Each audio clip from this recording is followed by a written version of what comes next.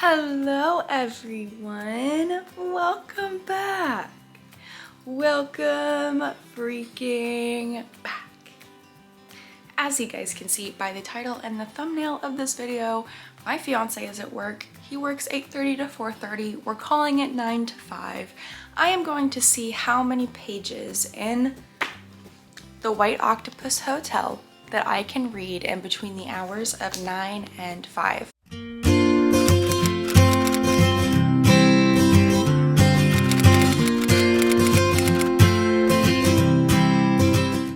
This is going to be a pretty normal work day for both Sean and I. Sean just left for work. I've got some errands that I need to run out of the house. I've got some errands that I need to do in the house. I've got adult things that I need to do just in general. So it's going to be a very normal day for me. So we're going to see how many pages I can read today. There is a total of 349 pages in this, and I am currently on page 25. So I'm gonna stop yapping, and without further ado, let's get into this video. I'm not sure if you guys can see it or not, but it is freaking snowing outside. I actually hate Ohio.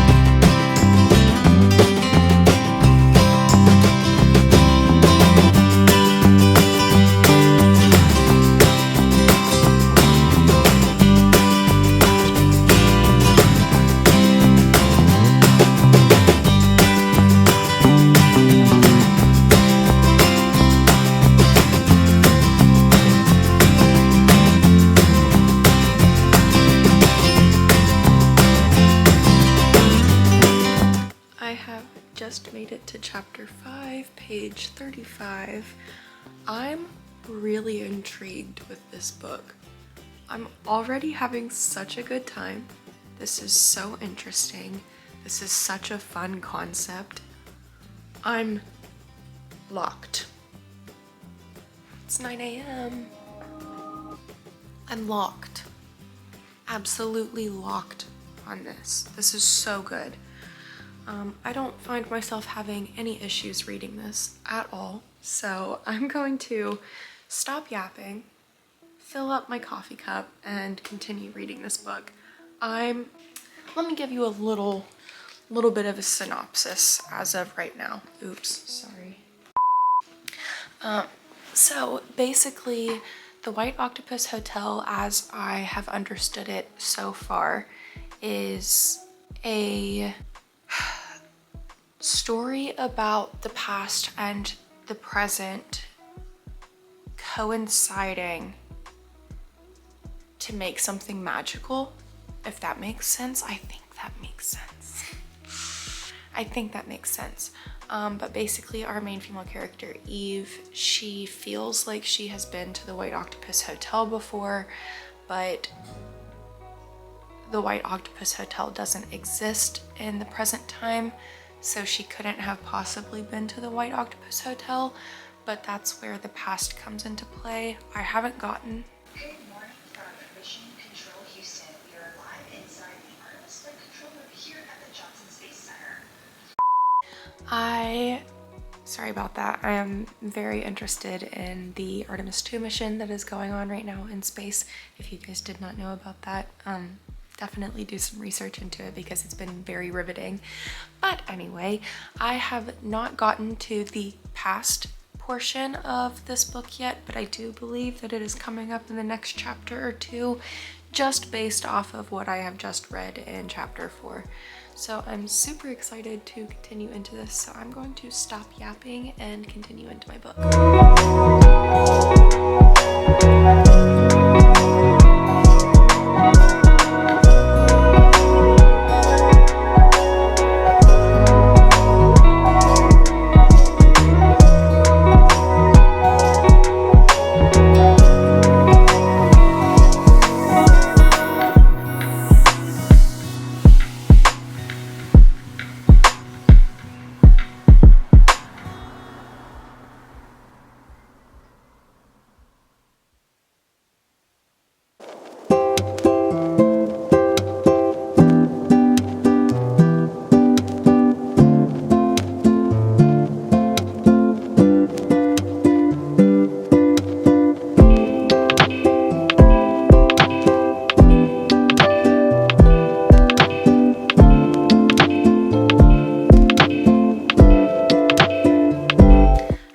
Hello everyone, it is obviously a new day.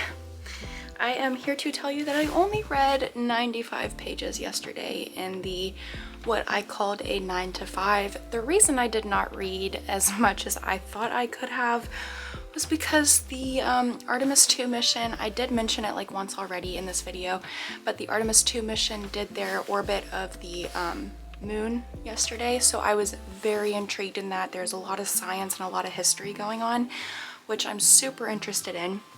So since this video ended up kind of short and a little anticlimactic, I guess you could say, I'm going to recommend you guys a few books that you could read that are kind of based in space and based around like space science.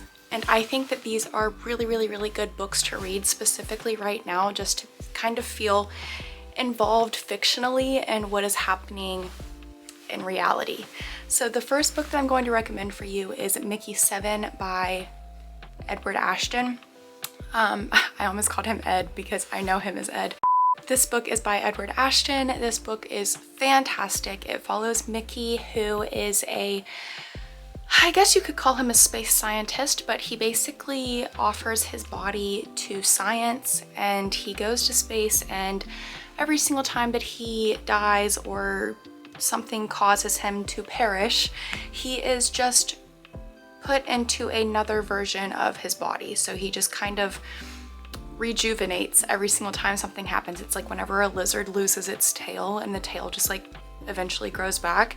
That's kind of what Mickey is. But he comes out at the same age every time. So he doesn't like, it doesn't take him gradually to be there. It just, okay, anyway. This book is so good. It's so fun, and it's so like interesting and just fun to read about. And to give you guys a little bit more of a push, there is a movie called Mickey 17 that stars Robert Pattinson, and I still have yet to watch this movie, but I did love the book. I would highly recommend it to literally anyone who likes space and Martians and literally anything like that. Another book that I'm going to recommend to you is the Martian Chronicles by Ray Bradbury, I believe. Yeah, I think it's Ray Bradbury. Anyway, this book was, if you can get past the long chapters, this book was a lot of fun to read about. It kind of switched your perspective on what we think of as Martians, as aliens. It kind of like flipped the switch on us and made you think a little bit more and a little bit differently than you would have originally gone into this book thinking about. Anyway, those are two books that I would highly recommend for anyone and everyone to read. They're really good books. They're really fun, they're really interesting, and it involves space, which is something that we are all getting to watch happen right now. We're watching astronauts in space doing science, and it's really cool. So I just felt like I would give you guys some book recommendations on some books that revolve around space. But I hope you guys enjoyed this video. If you did, make sure you give it a thumbs up. Make sure you leave a comment downstairs. Make sure you subscribe, and I'll see you guys in the next one.